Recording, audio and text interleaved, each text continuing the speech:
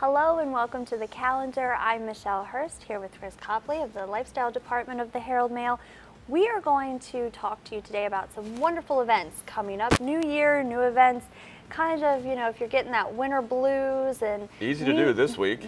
Easy to do with all this cold, and of course I think it's going to eventually, it'll warm up over the weekend a little bit. So we have lots to do. No need to stay inside the house. And the first thing we're going to talk about, Chris, has to do with quilts. It's true, staying warm. Now, it's interesting. Quilts have a great part of American history. Most of our history, our forefathers and foremothers were not well off, many of them, and so they kept scraps. They reused everything they could. So one of the things that they would do would be, save scraps of cloth, old clothes that were wearing out, save that, reassemble the pieces of that into a quilt of some sort. And over time, people made, mostly women, assembled local patterns, Texas Star, there were local mid-Atlantic patterns, and these became, now they're cherished, either family heirlooms or historical heirlooms. And I know especially in our area, at least with my family, with the Mennonite and the Amish kind of influence that we have around here, quilts are something that my grandmother always made. We always had them everywhere, and they were just beautiful, and I kind of look at them and say, I didn't inherit that skill. So we're going to give you the information up here real quickly. Chris, Right. Tell us about what it is that we're talking about. This is the museum here in town, the Washington County Museum of Fine Arts, has a show of quilts right now. There are a little less than 24 quilts up. Okay. And so these are all from the collection of Catherine Hogg and her husband. And so there'll be an expert coming through, Mary Kay Waldvogel, who will come through, talk about the quilts that are on the wall. So it's a walking tour of the exhibit. And then also she will look at quilts that folks bring in for her to evaluate. So it'll be a time when each person can bring in their own quilt. So if you had quilts from your house or your family, you could take them in and she will look. Oh, She'll very talk about cool. them in terms of their historical significance and the pattern of the day, what the patterns that people used, and the material. Maybe they had something from their local area. Maybe they had something that was a little bit more exotic, something that came from further away. So it'll be an interesting time. This is it's a part of their Thursday evening lecture. Happens once a month or so at the museum, and you can come for dinner. There's a charge for that, or you can come just for the tour and the discussion. Awesome. All right, let's put that information up on the screen for you. That is going to be the Thursday evening this week, lecture on quilts. Let's see, Washington County Museum of Fine Arts. Of course, we all know where that is, at City Park.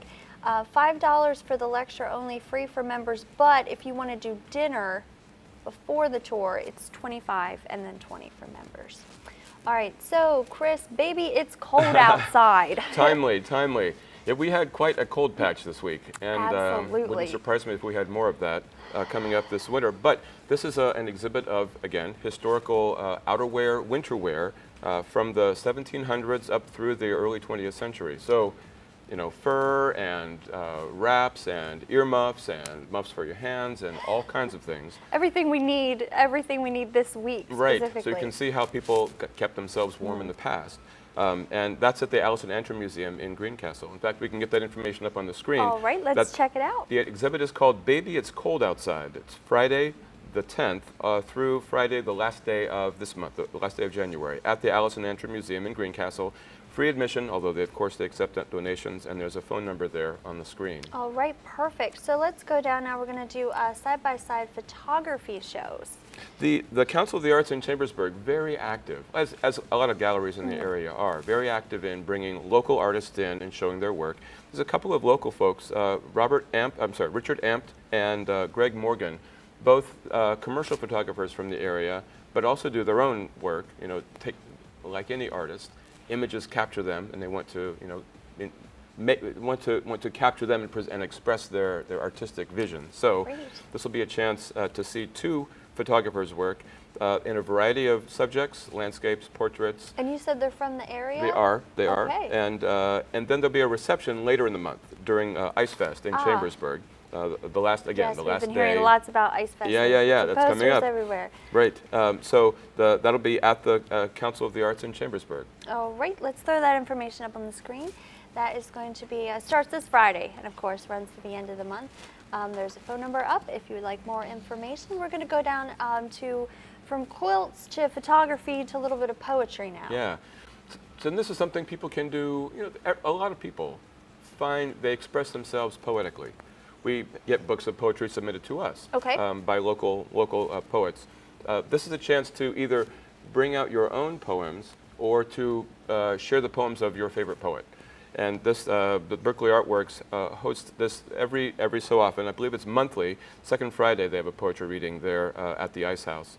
I'm sorry, at the Berkeley Artworks in Martinsburg. Martinsburg. So this, you know, poetry, and I should mention, by the way, we have a poetry contest. I was going to say the poetry contest is coming up. A nice segue. Poetry contest deadline is in early February, Okay. and it's a love poetry contest. We accept those submissions by email, as well as you can mail them in or come in and drop them off. But this is a chance to, you know, poetry is, what is poetry? It's a way of talking that is sort of, you could say, very concise, highly expressive. Some poetry looks like text, just looks like prose. That's what I was going to say. I think poetry to everybody is kind of just, it has a little bit of a different feel. What might be poetry to me might not be poetry to something else. Right. So that's really cool. Let's put the information up on the screen for you.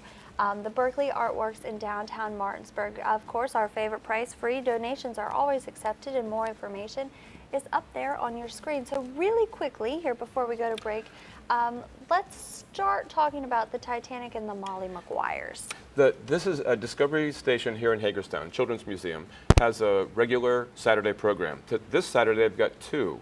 At 11 o'clock, there's a presentation by a local author who also built the museum's model of the Titanic, the 15-foot model of the Titanic. He'll talk about how he put that together, and might even be dressed as the part. Then at 1 o'clock, Jay France will talk about the Molly Maguires, who are historical. They were activists on the behalf of coal miners in Pennsylvania. And they have a checkered history. It was a very big deal, very newsworthy during and just after the Civil War. So he'll talk about that. All right, let's put that information up really quickly. Of course, discoverystation.org. You can find out more information. Stay with us. We'll be right back after the break with lots more events. Don't go away.